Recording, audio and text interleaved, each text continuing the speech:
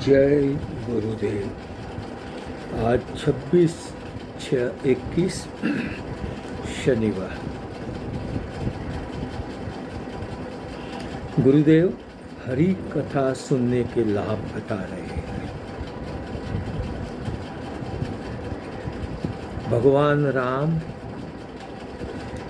साकेत धाम जा रहे थे, तैयारी कर रहे थे। सभी अयोध्यावासी भगवान के साथ जाने के लिए तैयार हो गए। राम ने महावीर जी से, हनुमान जी से आग्रह किया, चलो। हनुमान ने उत्तर दिया कि प्रभु, हाथ जोड़कर, प्रभु यावत तव कथा लोके विचरिष्यति पावनी, यावत तव कथा लोके विचरिष्यति पावनी, तावस्थास्यामि मेदिन्याम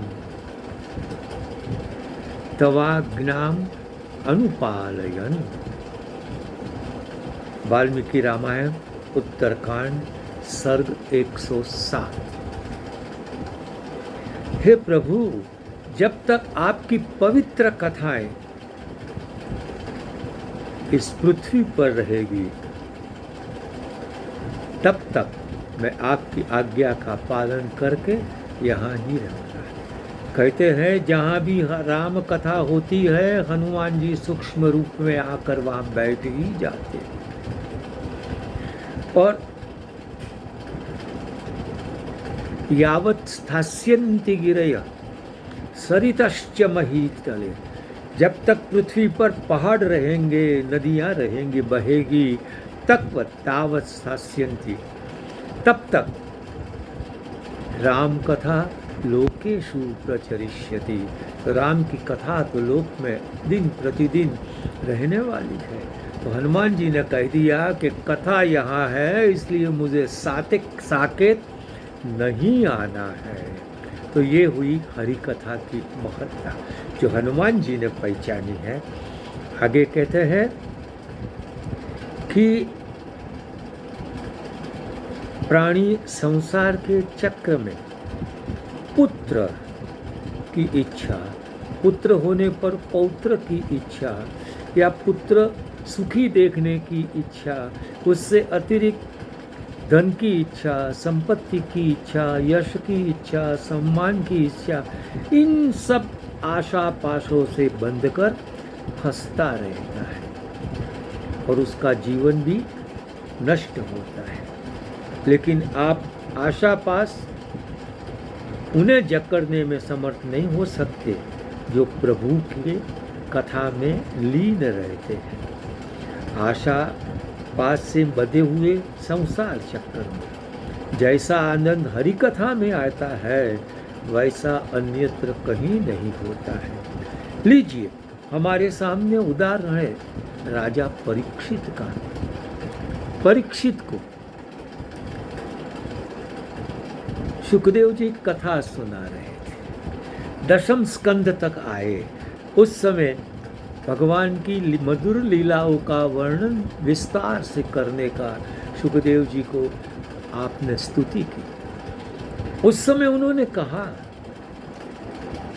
नैषाति दुस्सहा शुन्मां त्यक्तोदम अपिबाधते, पिबंतम त्वन्मुखाम्भोज च्युतम हरि कथामृतम। हे प्रभु, मैंने जल पीना भी छोड़ दिया है। आज 4-5 दिन हो गए, जल पीना भी छोड़ दिया है, तो भी मुझे भूख तक नहीं लगती है। क्यों? कि आपके मुख से बह रही जो हरि कथामृत है, बस उसका मैं पान कर रहा हूँ।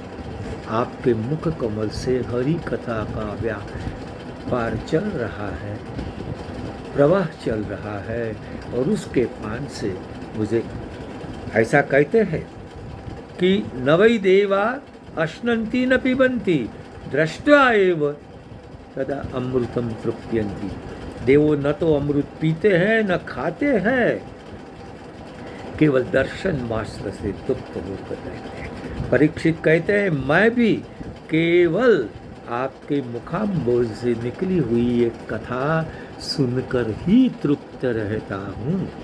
इसलिए हरि कथा का आनंद रूप अमृत है, यदि उसका पान करें तो फिर और कोई चीज़ की हमें ज़रूरत नहीं है। परंतु कोई कहेगा कि हम अभी भी कथा सुन रहे हैं, फिर भी हमें ऐसा अमृत या स्वाद या कुछ नहीं आता। आप कथा कह रहे हैं, हम सुन रहे हैं, फिर भी नहीं आता।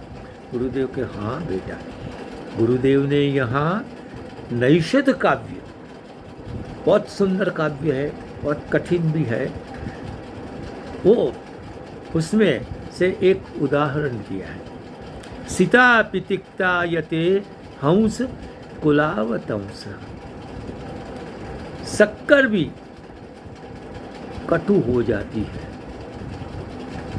देखो किसको पित्त का प्रकोप हुआ है, और प्रकोप होने से कारण उसकी जिह्वा में भी वो कटुता आ गई है। उसके कारण उसकी जिह्वा पर आप मिश्री रखेंगे न तो भी मिश्री मीठी नहीं लगेगी, वो कहेगा मुझे तो कड़वी लगती है। क्यों? सीता पितिक्ता यते। देखा, उसी प्रकार हमारा जीवन जो है वो संसार की वासनाओं के कारण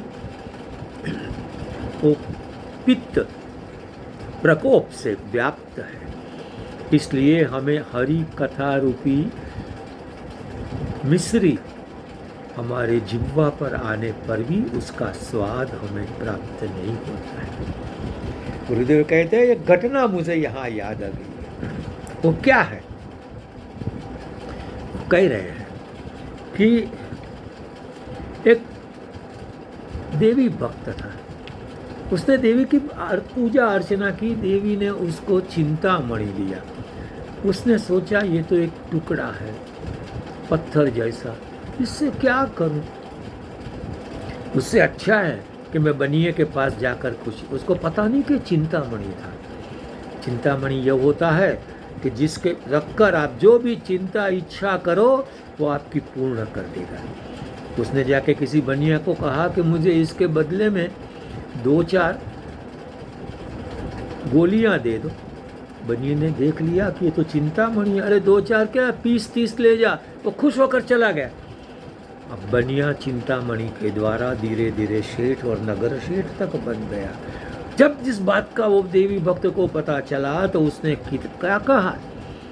जन्मेदम व्यर्थताम नीतम भव भोगोपलिप्सया काच मूल्येन विक्रीतो हंत चिंता मणिर्यथा।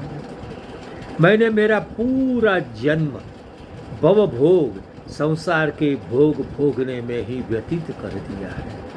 नतीजा ये आया कि मैंने चिंतामणि जैसा मेरा जीवन कांच के मूल्य में बेच दिया है। ये पछतावा आएगा। मित्रों, आज से ही हरि कथा श्रवण करो, नहीं तो आपको भी ऐसा ही पछतावा होगा। इसलिए हमें सत्संग में जाए, सत्संग करते रहे, ये गुरुदेव कह रहे हैं। यहाँ गुरुदेव समापन में थोड़ा सा पुनरावर्तन करते हैं। उन्होंने 3 प्रकार, जैसे कहते हैं वधू घर में आती है, वो धीरे धीरे पति की सेवा करती है, वो उसका वैध प्रेम है। वो करते करते उसको पति में प्यार बढ़ जाता है तो उसका वो नैसर्गिक प्रेम हो जाता है, और नैसर्गिक प्रेम का परिपाक स्वात्म प्रेम हो जाता है। दोनों बच्चे ऐक्य हो जाता है। हमारे वहाँ कहते हैं दाम्पत्य में 1 + 1 = 1। प्रेमाद्वैत, प्रेम का अद्वैत होता है, जो राम और सीता में था, जो कृष्ण और राधा में था। एक दूसरे से भिन्न होते हुए भी अभिन्न थे। कहियत भिन्न अभिन्न, बस ऐसे तो वो होता है स्वात्म, सर्वोच्च कक्षा का प्रेम। गुरुदेव ने शिव पुराण से एक उदाहरण दिया है, बहुत सुंदर दिया है। एक भक्त शिव की पूजा करता था, हाथ में जल इत्यादि लेकर पुष्प दूध रोज चढ़ाता था। एक दिन उसको विचार में आ गया, उसने कह दिया, नमस्तुभ्यं महेशाय नमो मह्यं शिवाय च प्राक् चैतन्य रूपाय मह्यम तुभ्यम नमो नमः। ये शिव पुराण की कथा है। उसने स्वयं ही अपनी जात का पूजन अर्चन करने लगे, दूध अपने सर पे लगा लिया, पानी लगा लिया, पुष्प लगा लिया जैसे शिव पर रखता था, और फिर कहता है, हे महेश, मैं आपको नमस्कार करता हूँ और शिव स्वरूप मेरे को भी करता हूँ, इसलिए मह्यम तुभ्यम नमो नमः, मेरे को प्रणाम, तेरे को भी प्रणाम।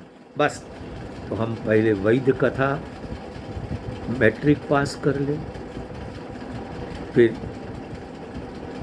स्वाभाविक या नैसर्गिक कथा इंटरमीडिएट कर ले, और गुरुदेव कहते हैं अंत में वो स्वात्म प्रेम, प्रभु के साथ ऐक्य की भावना कथा से प्राप्त हो, उसको हम बीए कहेंगे, हम ग्रेजुएट हो जाएंगे।